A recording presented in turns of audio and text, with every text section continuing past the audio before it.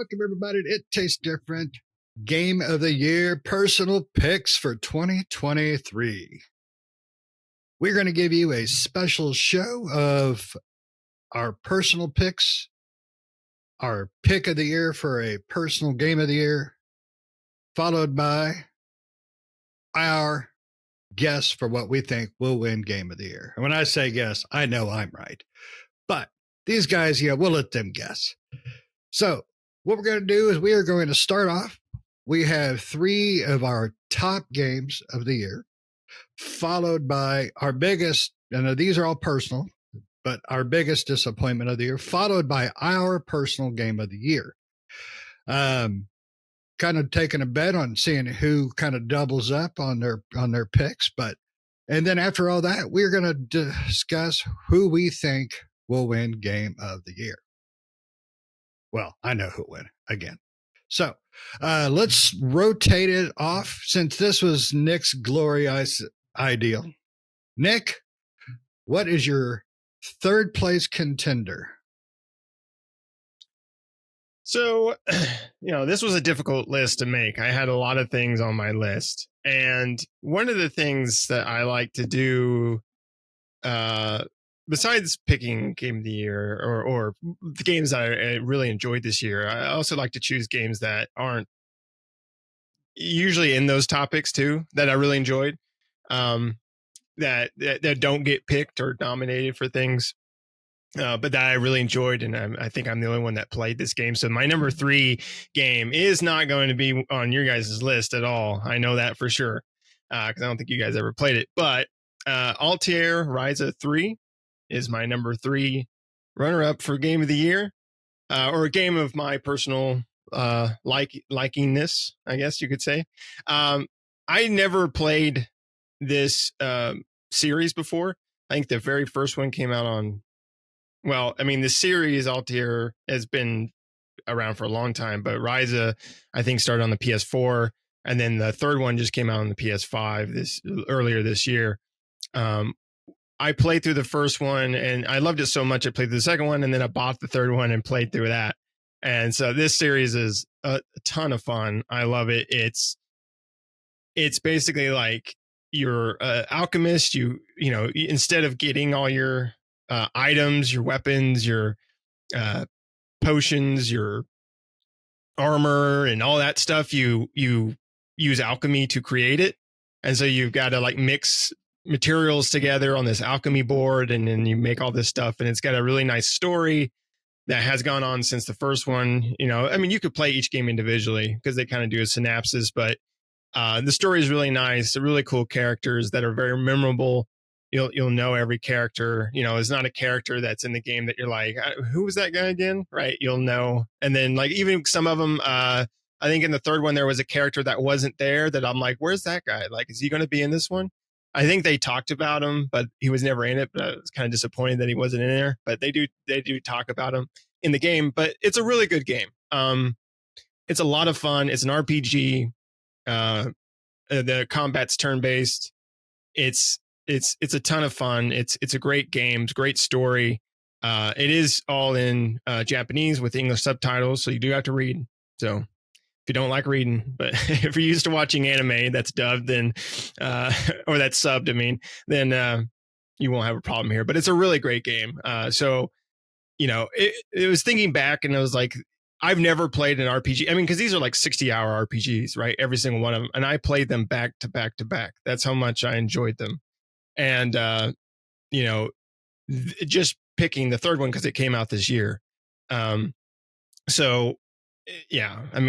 why I picked that one as my number 3, because I really enjoyed that game. I had a lot of fun with it. Even when I completed everything in it and finished the game, it felt like I wanted to keep going. There was just nothing else to do in it. So, I had done everything. So it was a really enjoyable game. So looking forward to the next, whatever they make of this series of games. But that's my number 3. So Pat, we'll go to your number 3 next. There goes Nick holding back, keeping secrets from us,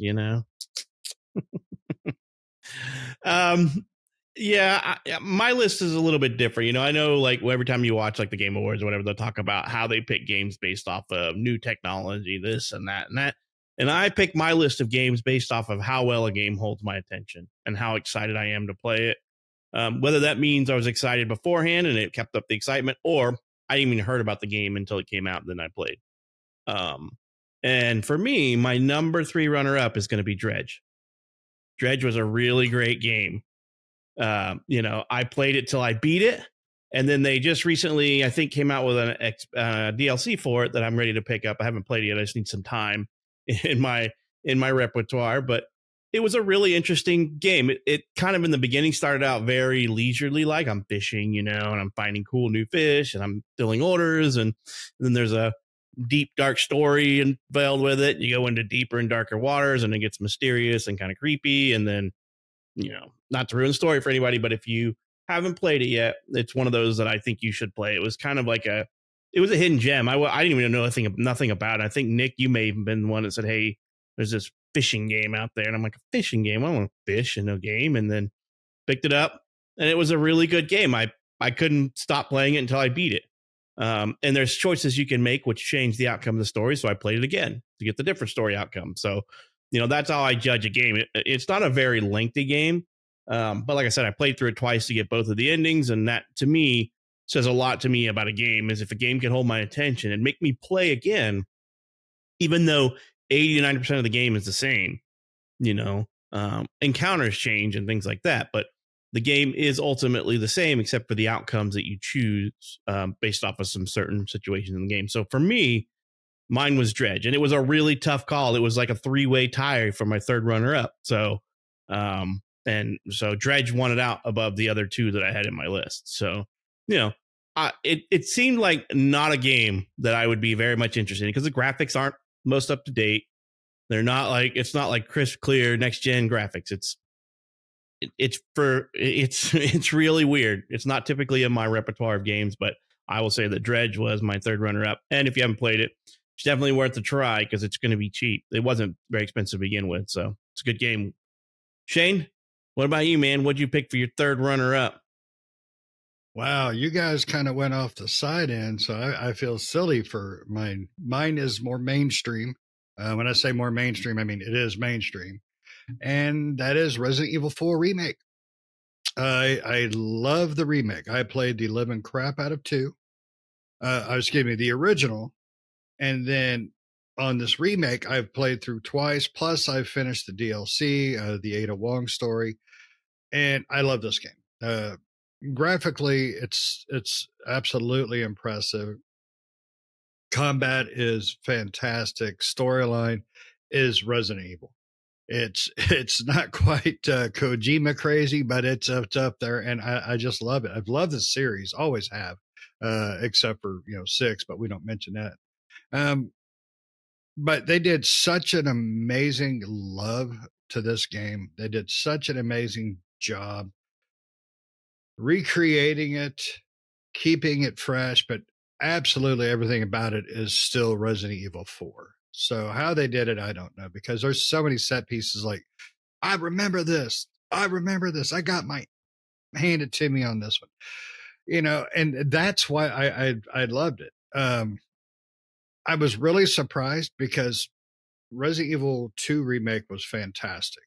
3 was fine. Not great, not bad, but it was well worth the purchase. Just it wasn't as memorable. So I was kind of apprehensive of the 4 remake, and guess what? They surprised the crap out of me. I love the game. I'll probably end up playing through it again. I don't know if we'll get any more DLC, but I'm excited to find out. I really am. So, but that is my third runner up. All right. So now let's go to Pat first for number 2. Pat, number 2. My number 2 is a game that I played a lot of with Nick. Nick and I played an ass ton of this game together. I played it a lot solo, but it was really fun together. It was fun solo, but it was really fun with a friend. And it's stuff we tried to get Shane and Russ to play, but they weren't very interested in it. It is very much a somewhat Souls-like game, but it's not that difficult, in my opinion. And that was Wulong Fallen Dynasty. I played a lot of that. I loved that game. The move set, the different weapons and everything was just amazing. And it wasn't it was another one of those games that I'm like, oh, I hear the difficulty, and I'm like, I don't want that. But at the same time, it wasn't as difficult as any of those other ones. And that's why I'm finding more and more is that even though I may, they compare things to Souls like, which I don't necessarily think this is. I mean, you die, whatever. I don't think so. And same thing would happen with Elden Ring, right? I'm like, I'm not a Souls like, but I get in there and I'm like, oh, this isn't that bad. And that's what ends up happening. So a few of those games are what gets me, but this one is really cool. All the different weapons that you can use, the arm, just it's cool looking, and it's very much a tactical. You're not going to go in and hack and slash, and it's really a lot more fun when you have two people or more, because then boss strategies get to be really interesting because bosses have close range abilities and long range abilities, and depending on where you and your friend are fighting this guy, it changes up his tactics. So every time you fight a boss, the tactics aren't always the same, depending on if one of you is an inside fighter and one's an outside fighter, or maybe you got to get out of the middle of fighting with them so you can heal up. So, not a huge Dark Souls fan. Typically I don't play the Dark Souls games. That's more, I more leave those to Nick, but I've found that the difficulty combat games have actually kind of grown on me a little bit. Like I said, I liked Elden Ring last year, and this to me is my Wulong was kind of like that game for me this year. It was very highly unexpected that I was going to enjoy it. And I was always the one going, hey, Nick, you want to play? You want to play this one? And we played a lot of it. And then we even went back and tried more difficult levels, and just get raffle stomped, or just you have to be way more tactful in how you approach the situation. But Wulong Fallen Dynasty was a great game for me. And I don't think it tracked very well, though, in reviews, but I thought it was an amazing game. So, but to me, really good game, really good co-op game with your friends. Nick, what do you have for your second runner-up?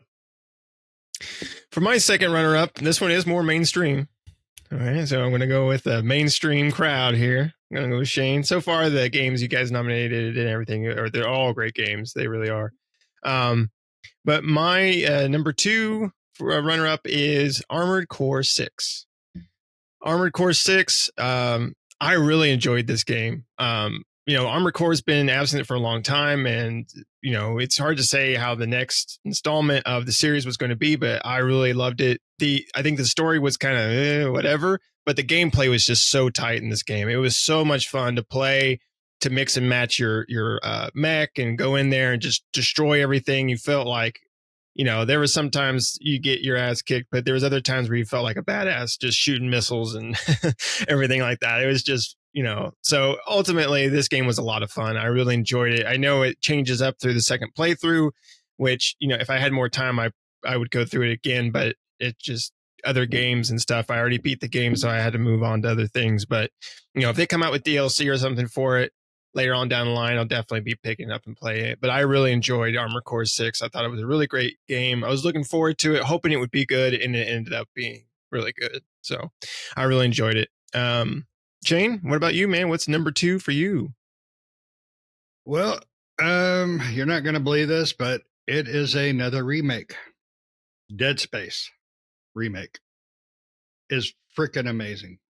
When the originals came out, they were new, they were weird, they were creepy as crap. This remake done such an amazing job keeping that going. I about crapped a brick on many, many levels. Pat is not a jump scare guy, and I am not as much as I used to be, but this game got everything right. It did everything right. The story is fantastic. Controls are fantastic.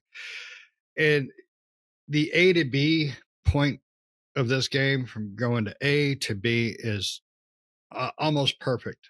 I love this game. It was so surprising that I enjoyed it as much as I did. Because games where you crap yourself, they're kind of hit and miss with me. That's why I like Resident Evil 4. It has a few jump moments, but it's not really a scary game.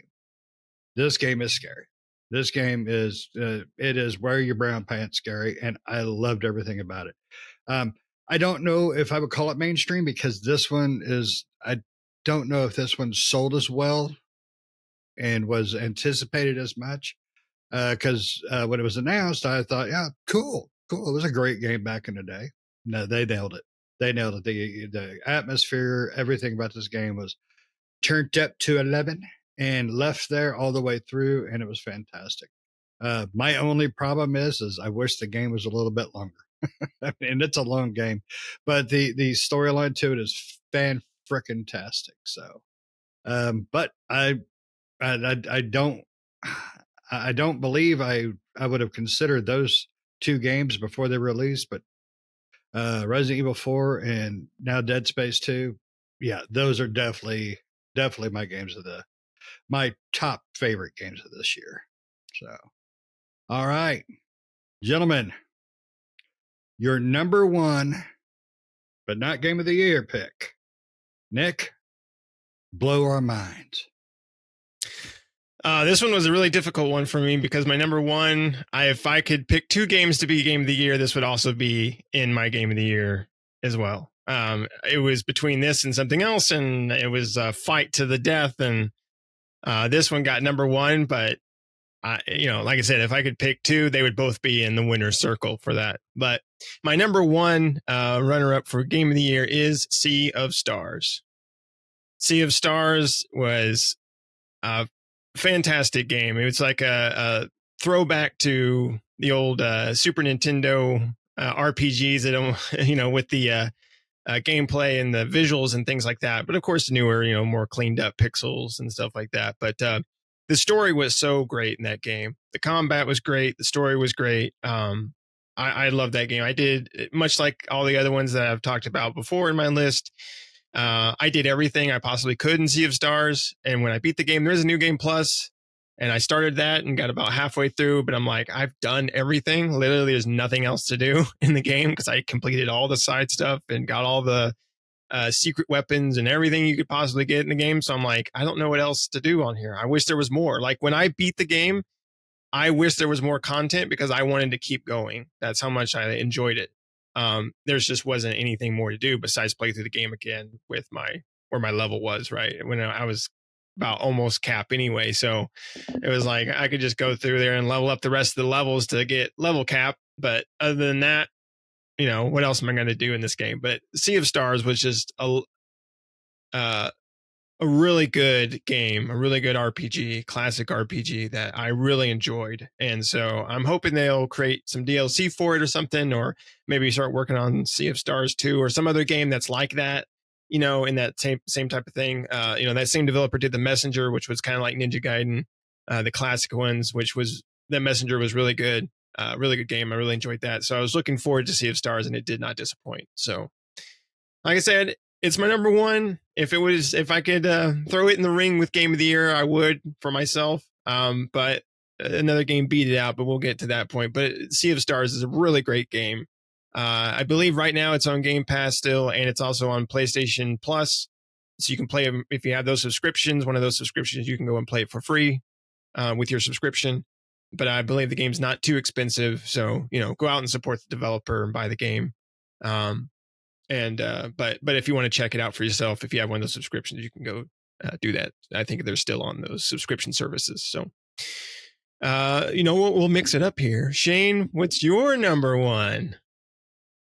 Well, you're probably not going to believe this, but I'm going to run with, and it's been kind of a motif. I didn't realize it. I talked to Pat about it a little bit, but I didn't tell him my list. But I realized I have kind of a motif this year.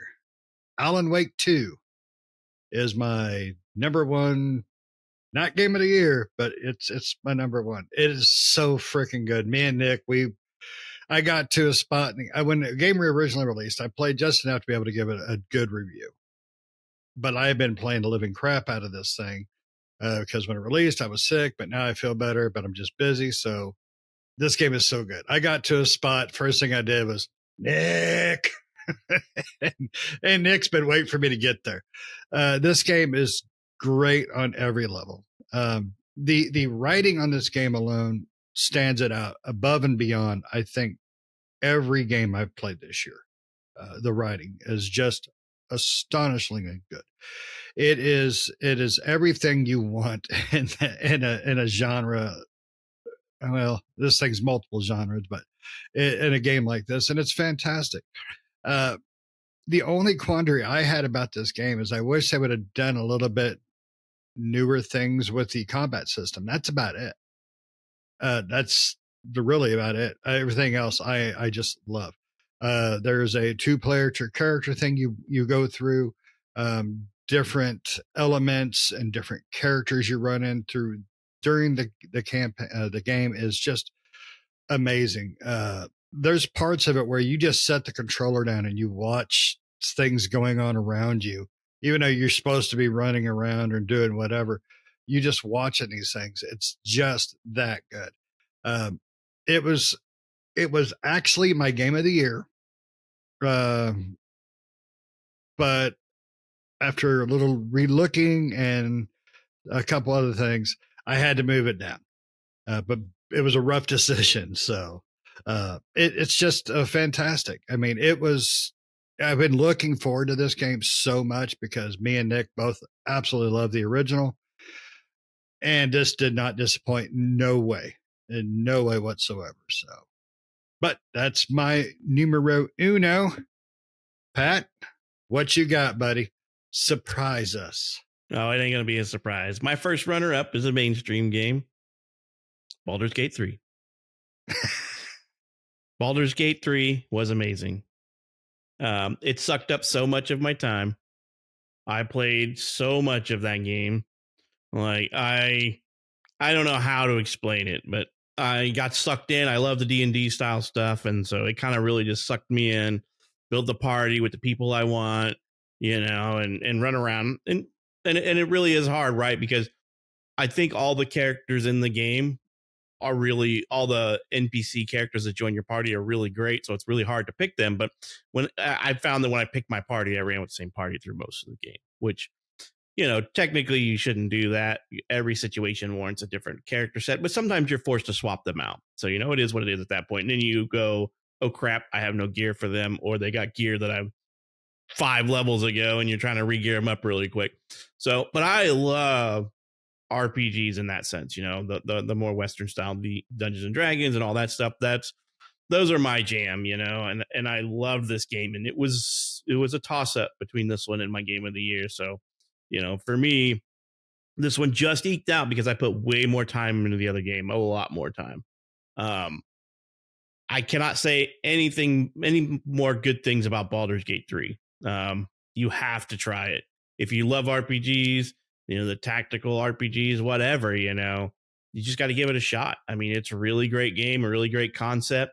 And it's just got so many different ways to play it. I mean, the game's got everything in it that you could want from an RPG. I spent wasted so much time going from thing to thing and learning, oh, I shouldn't have done that. I should have did this, or completely freaking nat one and rolling my conversations and screwing things up, go to push that orc off the cliff and you actually gently caress his back, so, all kinds of cool things. So if you like D&D, you like RPGs, then this is a game for you. It was out there everywhere. Everybody knows about Baldur's Gate 3.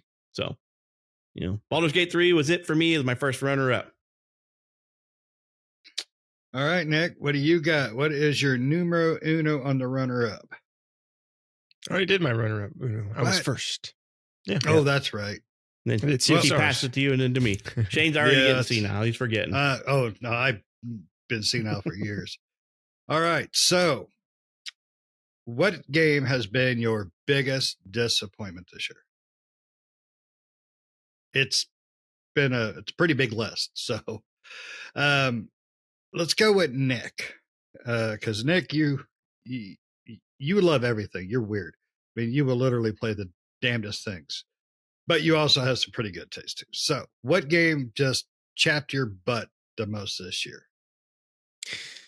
Yeah, so this might be on everybody's list. I don't know. We'll see what everybody says here. This is, on the most disappointed, just so viewers are aware, this is a game that we were really looking forward to, but in the end it disappointed us, right? Now that doesn't mean that it's not a game that we might still play. It doesn't mean that it's a game that we could revisit down in the future. It's just like we had high hopes for this game, but when it came out, it was disappointing, right? And so my most disappointing game of the year is Diablo 4. Diablo 4, I had high praise for Diablo. I love Diablo. And when I was looking for Diablo, looking forward to Diablo 4, and when it came out, we got the early access because we bought we did the whole Blizzard thing by buying the more expensive one for the early access and everything like that. And while the story was pretty good, the journey through the story, once you get through with that, there was really nothing else to do. They had some end game stuff, but it was very lacking. There was a lot of quality of life features missing. So it was really disappointing, right? It was really disappointing because we're all looking forward to this. And when it came out, it almost felt like it was Diablo 4, the work in progress, right? And then, then a full-fledged game is what it felt like under construction. Diablo 4 is what it felt like. And it's still that way today, right? The game is getting better as new seasons come out. They are starting to get better, but the game still has a lot of work to do, right? A lot of people online have the same sentiment that, okay, the game is finally like on its way out of early access, right? That's how people feel on the, it's starting the road down out of early access at this point. It was in beta, but now we're in early access and we're starting that road to full release. And that's how the game feels, right? It's missing a lot of things that should have been there from day one that aren't there. And, it took till season 2 to fix the elemental resistances, which is insane, and to give us more stash bags and just to fix a lot of again quality of life things that Diablos before them already had from the start, right? And other games like Diablo, ARPGs like that, typically have from the beginning, right? These are like no nonsense, like, oh, of course we need to have these things, right? And the things just weren't there for Diablo, so it felt like a rush product, and unfortunately, it's not that. Again, it's not a game that I won't revisit. It's not a game that I don't occasionally turn on here and there to check out a patch or maybe level up a character. But it was just a real big disappointment. I know in a couple of years or so, it'll probably be a great game, but at launch, not so much. So Pat, we'll go to you, buddy. What was your most disappointing? Damn you, Nick. No, I'm just kidding. It was Diablo 4 as well. I mean, I paid $100 for that game so I could get in early. And I remember thinking after the first day of playing and going, uh-oh is what I thought after playing. I'm like, the thing about Diablo is the seasons. I mean, I love the game. The game's cool and fun, the first playthrough. But my anticipation for Diablo is season. That's when they add new cool content. They add Diablo 3 is what I was basing all this off of, right? Because it's like new season, new gear set, new spotlight on builds. And I'm like, cool. I'm going to get some cool gear, cosmetics, whatever it is, and all this stuff. But season 1 rolled out and I was like, what is this garbage? I have to redo every zone again. I have to redo this as part of the season journey, which no.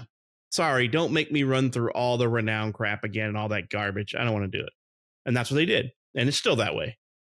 They've eased up on some of it, right? Some of it transfers now or some of it didn't.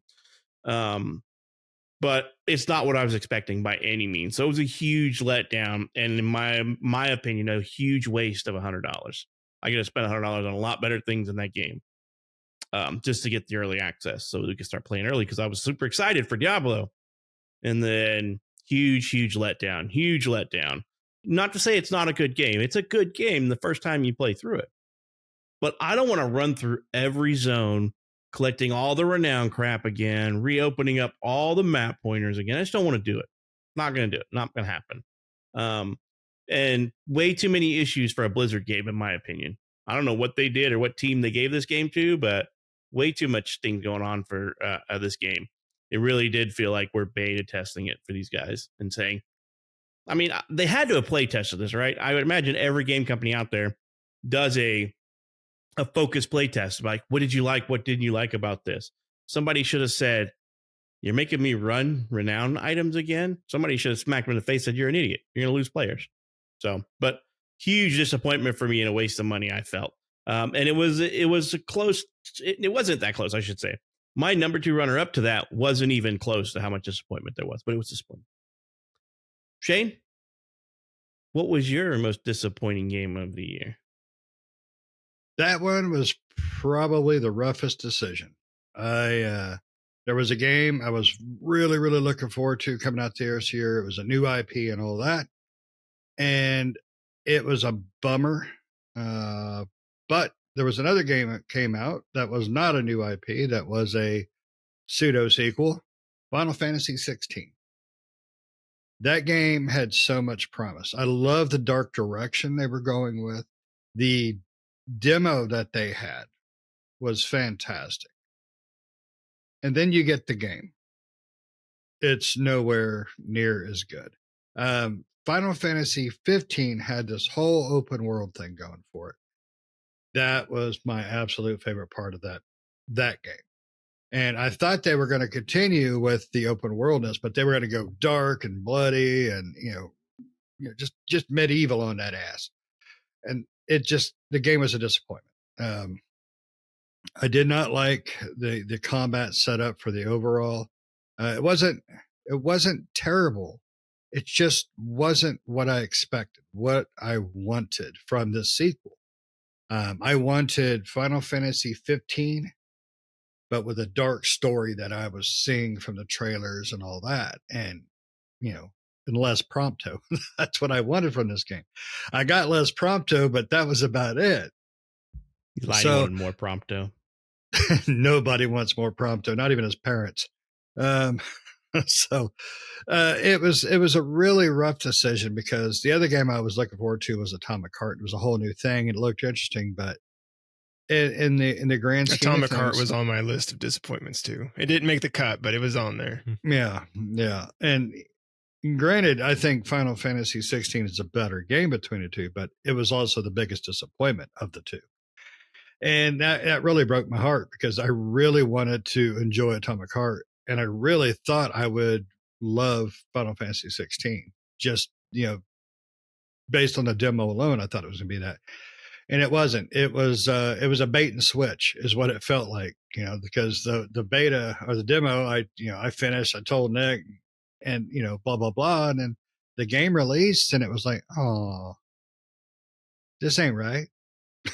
So it really broke my heart that I didn't enjoy it as much as I wanted to, especially considering 15 had the open world, and that's what, to me, Final Fantasy should always be. Always should be open world. Just, it's my opinion, but that's just the way Final Fantasy should be. So that I can't believe that was your biggest disappointment. I mean, it was good. It was not as great, but in my opinion, it wasn't highly that hype for me anyway. But yeah, see, I can understand your feeling of it. I think I've played more Final Fantasies than you. So my breadth of experience between the good ones and the bad ones is a lot larger pool than yours. But it wasn't worse than Atomic Heart. It was just, to me, it wasn't as good of a game as I wanted it to be. I mean, What they should have done, I thought the story in Final Fantasy 16 is really good. But what they should have done is they should have called it something else. The Titan battles were fun. Yes, the primal battles. Titan, yeah, those are probably the most redeeming thing about it. But they should have called the game something else, because it really, besides the fanfare to Final Fantasy, it really had no connection to to the whole to the series as a whole, right? You didn't feel like, this is Final Fantasy. It felt like, okay, this is something else. This is Forspoken 2.0. Wasn't it? It wasn't supposed to be in the Crystal Chronicle realm.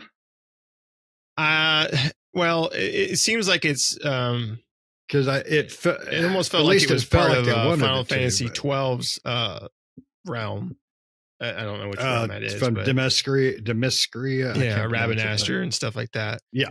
Because they had that, or they had the Damascus or whatever, that town, I think, in there, or something similar to the name of it. But I mean, but like I said, other than the fanfare and the kind of like nods to Final Fantasy, it didn't feel like Final Fantasy to me. So they could have called it, like Square Enix could have called it, Clive's Bad Day, and it would have been Maybe it would have been better received, right? You'd been like, "Oh, this isn't a Final Fantasy game, but it's not a bad little action game. Clive's no good, bad day. No good, bad day." Yeah. Yeah. Cool. So, we've had a lot of disappointments this year. And we've had a lot of great games this year. So let's jump into our personal game of the year. Not what we think will be game of the year, but what we think should be. So, because I'm a butthole, I'm going to go first this time. And like I said earlier, I changed my list up a bit this morning because yesterday I picked up a game we hadn't reviewed. I picked it up because I wanted it. And I did not stop playing it for about 7 hours straight. That is Super Mario Wonder. Oh my God, I love that game. It is so freaking good. If you were a fan of the OG side-scrolling Marios, I grew up on them. I had lived and breathed the original Mario. Mario 3, still probably the best Mario game out there, period. Just, it's a personal opinion, but this game lends right to that. The swath of maps, the swath of areas that you get to play in this game are beautiful and crazy and fun. The secrets, just like in Mario 3, are there. The things you can do, like, maybe if I hide behind this plant, I did something. I don't want to give anything away, but warp pipes and all that are back. The blocks that you hit that give you special abilities are so freaking cool, and they make so much sense when you use them, because you can use a fireball, or you can use I'll go ahead and tell you, spoiler, you can use the elephant, and it's so cool. But however you use them really will change that gameplay up. And I loved it. I got so hooked on it last night. And then you get these, I think they're called badges, that will allow you to do other things during your gameplay. So it'll allow you to gain 1-ups a little quicker. It'll allow you to hold your hat when you're jumping, so you glide down. No matter what, even if you're the elephant, you can still pull your hat out. I look like a goober, but it's just so good.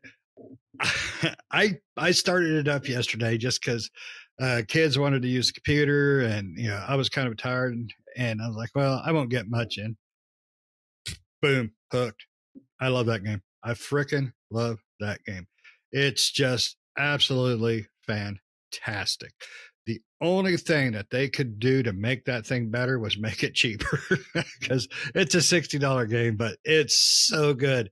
I was completely blown away. I had Alan Wake 2 as my game of the year, and it was really hard to switch them around.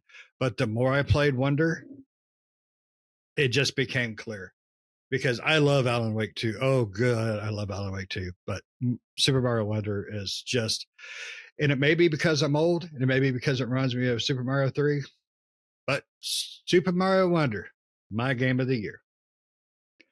Nick, Pat, what about you, bud? Surprise me. Oh, there will be no surprise. I'm pretty sure Nick already knows what it is. You probably already know what it is. Yeah. But anybody that knows me and knows what kind of games I love, Starfield's number one. Starfield is my game of the year. I played so much Starfield. I built so many different ships. I built so many different outposts. Played around with so many different mechanics that I really didn't want to end the game to start New Game Plus. After numerous hours of playing and doing everything I could possibly do in Under Mansions of the Sun, I progressed to my first New Game Plus. Ran that. Did another New Game Plus, got an alternate world, which was kind of cool and interesting. So the game changes up and you get new armor, new ships, upgrades to that kind of stuff and things like that. So, and to me, the modding community is going to keep that game alive forever. And that's what my next venture into that game is. I want to give it like 6 months, and I want to go back and check out the modding community of that game. So for me, that was my game of the year. There's there's just something about their games. I mean, there's just something about their games. Like, I don't know how to I don't know how to put it, but they make so many games that just speak to me. Um, you know, Fallout is probably one of my all-time favorite game series ever.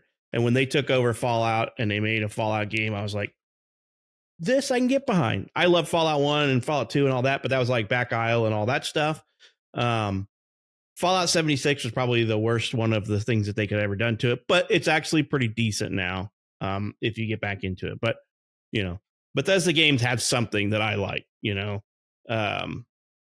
they just speak to me, and it's what you can do in a game is unimaginable. It's like you want to do nothing but dick around with starships for an hour or two, and I've done it. Sitting there, I'm like, well, what does this ship do? How do I do this? How do I do this and that and everything else? And I'm like, okay, so that's what it is about me. I guess basically get the option to do whatever I want in the game. Whether if I want to spend a day building an outpost, I want to spend a day hunting down pirates in my ship, or on planet side, exploring planets, whatever, you can do it. And so that game sucked so many hours out of my life, like hours after hours after hours. So I killed the most time in that game this year, and that's why it's my game of the year pick, for my personal game of the year. So, all right, Nick, it's up to you, Nick. Mine's not gonna be much of a surprise. I pretty much had Pat flipped. I thought Baldur's Gate 3 would be your number one, and I thought you would have put Starfield in your top 3. So I'm surprised. I'm gonna give you that. All right, Nick. I told you Super Mario Wonder was good. You were not wrong, dude. You were not wrong. I was like, it's like an homage to the old Super Mario games, Oh, like, yes. But yeah, it's a really good game. I was going to call you at 1 this morning and say, hey, man, want to try this online thing? I don't know how that works, but we can try it sometime. I'm not sure how that works. But anyway, to get to my game of the year, personal game of the year, it's probably not going to be a surprise to these guys. Maybe not, but probably not. My game of the year is Alan Wake 2. Alan Wake 2 is, I love Remedy games. I've been really looking forward to Alan Wake 2. I love the first one. I love pretty much anything Remedy puts out, and Alan Wake 2 did not disappoint. I love that game. I want to play through it again, which I plan on doing once they bring out New Game Plus. So I'm just waiting for that to come out so I can start it over, because they're supposed to be adding new stuff to the New Game Plus experience. I just love the whole atmosphere and story and the locations and just everything about it. Like, it's a fantastic game. There's a lot of great levels. There's one great level that I was waiting for Shane to get to. He talked about earlier that he got to and was texting me about, and it's don't want to spoil it because it is a surprise. I'm surprised this thing didn't leak before the game came out, but it's a surprise, and it's a great level, and it's just fantastic. When I got there, I was like, what is this? I love this so much. And then when Shane got there, he pretty much texted me the same thing. So, but this game overall is just really good. Really good writing. Graphically, it looks really, really beautiful. I just enjoyed it every moment of it. I started it and didn't stop till I beat it. And then, like I said, I want to go through it again, but I'm just waiting for New Game Plus to come out. So just been checking. Every time I see a patch come out to the Xbox, I'm like, is that New Game Plus? And I get into the game and it's like, nope. I'm like, okay, I'll come back when New Game Plus starts up. But I really do want to play through it again on New Game Plus. I thought about playing through it again on hard. But I may or may not. I don't know, because I played on normal when my first playthrough. But anyway, yeah, I really loved Alan Wake 2. I really enjoyed that game. I can't wait for whatever. I know there's some DLC that's going to be coming out for Alan Wake. So when I bought Alan Wake, I bought the super deluxe pack that comes with the expansion pass for the DLC and everything. So I'm all ready to go for that. But I'm excited to see what Remedy's going to make next. I know they're making Control 2, which I'm really looking forward to. And then there was something else. The Max Payne remakes, where they're remaking 1 and 2. So we're looking forward to that. I love Max Payne as well. So ready to play through the remakes of those. Apparently they're going to combine 1 and 2 into one big game. So that's going to be a huge game if they do that. I don't know how they're going to do that. So it might be just like almost like a new game, but that's what I've heard. And then Control 2 would be great. But yeah, Alan Wake 2 is my game of the year, personal game of the year. Love that game. Just all around 10 out of 10 from me. But yeah. Jane, let's continue on. I'll be honest. I knew I expected that to be in your top 3. Absolutely expected it to be in your top 3. And when you didn't put it in there, I was kind of surprised because I thought you would have ran with Baldur's Gate or you would have ran with, Zelda or something like that. I love Baldur's Gate and I loved Tears of the Kingdom. I thought they were both great games. And they just, personally didn't make in my list, but don't discount those games if you're out there and you haven't played them. They're both great games and I would highly recommend them. All the games we went over that we've all talked about so far, I would highly recommend every single one of them. Every single one of them are great games. They should be played. They should be experienced. They're all fantastic titles. And I wouldn't discount anybody for wanting to play any of these because they're all great games. They're all great games. Yep. And speaking of great games, gentlemen, it is time for what do we think will win Game of the Year. Now, this year has had some pretty outstanding games. We just discussed several. But there can be only one. So, Highlanders, who do we think it's going to be? Now, we could do this 2 ways. We can go from person to person, or we could just all say it at the same time, because I think we're all thinking the same thing. How do you want to do it? Same time? I think, well, no, let's go 1 to 1. Somebody might have a different opinion.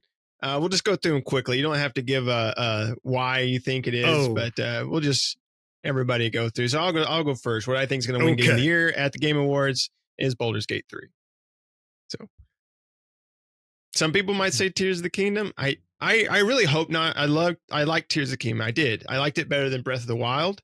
However, it was just Breath of the Wild 2.0. And so I don't think it deserves Game of the Year. I think Baldur's Gate is fresh, new, and deserves that moniker. So Pat, I know that my Game of the Year is not going to be up there for Game of the Year. And I know that your guys' Game of the Year is not going to be up there because it's just too niche for people. But I really hope Baldur's Gate 3 wins, but I know it won't. Tears of the Kingdom will win it, Game of the Year, because just knowing how Jeff Keighley and those guys think, Tears of the Kingdom is going to be Game of the Year. Just watch. It's too much of a popularity contest and not an actual most sold, most done. It's their whole schema, how they pick Game of the Year is garbage. Doesn't, because they're gonna lean on the fact that you can now build in Zelda as the reason, the mechanic that gives it Game of the Year. But I don't think it's Game of the Year. But that's my pick of who they're going to get. I hope Baldur's Gate 3 brings it home. What about you, Shane? What did you pick for the actual Game of the Year winner? You may be able to build in Zelda, but you can't cornhole a bear in Zelda. Going with Baldur's Gate 3. Now, my reason on that is I did not do the review on that one because I was out sick at that time. I did play. I just did not do the review on it. I did play it, and I love those types of games. But the reason this game, I think, will win is because it pissed off the game industry. As far as a gamer's base, it's going to win because the game released completed, the game released solid, the game released great, and most importantly, any technical issues, they were dropping patches left and right. And there was not any game-breaking issues that came out with that game, unlike every other damn game. Now, the only person that can say that they don't release broken games is Nintendo, first party. is, Zelda was a solid game and is a great game. Pat, I almost agree with you with the Zelda thing because I don't disagree with your reasoning on why they would choose it. But I think Baldur's Gate 3 disrupted the gaming industry enough to warrant that. Now, on our previous video, we talked about the Joysticks Award. Baldur's Gate 3 took home 7 awards, one of them being Game of the Year. I personally believe Game of the Year will be Baldur's Gate 3. I hope you guys are right. I don't want Nintendo to. I don't want. It should be. I don't think there was enough in Tears of the Kingdom for it to win. Like Tears of the Kingdom was fun. Mm-hmm. I did not beat Tears of the Kingdom because I got extremely bored with it. It felt very repetitious, and I got so tired of. It's the normal mechanic in those new games. Like, got so tired of having to go out and find the best weapon and make the best weapon for it to break on me. So, it is what it is. That's the game style. It is what it is. But it lost me pretty early on compared to the others on my list. So, I hope I am completely wrong, and Baldur's Gate takes it home. Yeah, I agree. Yeah. I mean, as well done as the game was, I don't see it being my personal game of the year by far. But yeah, I completely agree with you. I don't want to see it win. I want to see Baldur's Gate 3 win just to piss off the gaming industry even more. And that's truly my goal for that game to win is to piss people off. Because there were so many developers that came out and said, hey, you can't use that as a staple of how game development should be. Yes, you can. You most certainly can and should use that as a guideline to where you should be before you put that sucker on shelves and in people's consoles and computers. So that's a personal opinion, but I think we can all agree that Baldur's Gate 3 probably has the highest chance, but I also agree with Pat.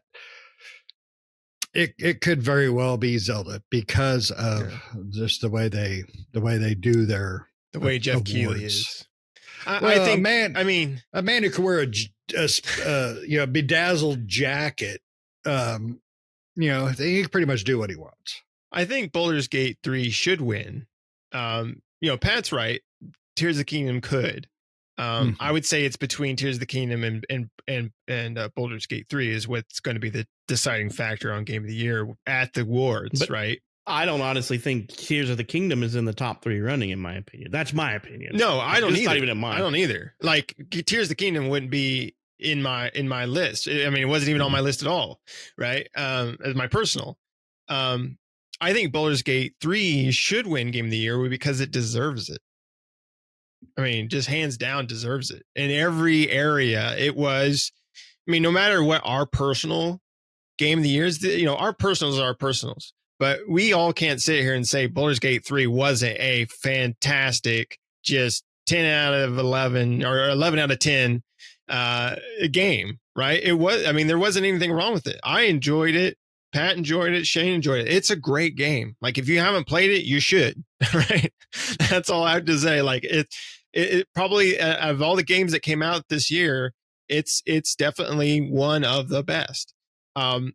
It's not my personal Game of the Year, and it wasn't these guys' personal Game of the Year, but we don't discount the fact that it's not a great game. And as far as Game of the Year goes, I think it deserves it more than Tears of the Kingdom. I think Tears of the Kingdom, like I said, was a better game than Breath of the Wild. But again, it was Breath of the Wild 2.0. Like, they had updates, added some new mechanics, put some better quality of life things in there, had some better dungeons and stuff like that. But it was the same continent, right? And then they had the underground in the sky temple area that the Breath of the Wild didn't have, but it was the same continent other than that. So it was more of the same game. It was just a better version of Breath of the Wild is what it felt like to me, which I enjoyed more because I didn't really enjoy Breath of the Wild as much as I did Tears of the Kingdom. I actually enjoyed Tears of the Kingdom much more than I did Breath of the Wild. But Baldur's Gate 3, that's just, we haven't seen Baldur's Gate in a long time. It's a new, it's not the same studio making Baldur's Gate 3 as did Baldur's Gate 2 and 1 from back in the day. Was it Interplay that made the original ones, or I can't remember, but BioWare did the Shadows of Amid. BioWare did what? BioWare was a developer for Baldur's Gate 2, Shadows of Amin. Okay. Did they do Baldur's Gate 1 too as well? I am not entirely sure on that one. Okay. They might have. Who knows? Or maybe they were called something else and then it turned into BioWare. That could be a thing. But anyway, Mutated. yeah, but I mean, like, this is a new IP taking a beloved series such as Baldur's Gate, right? Beloved in the PC realm, right? I remember playing Baldur's Gate back in the day when I was young. And taking that and be able to evolve it and bring it into a new era of gaming and making a really great, I mean, just fantastic game out of it that has no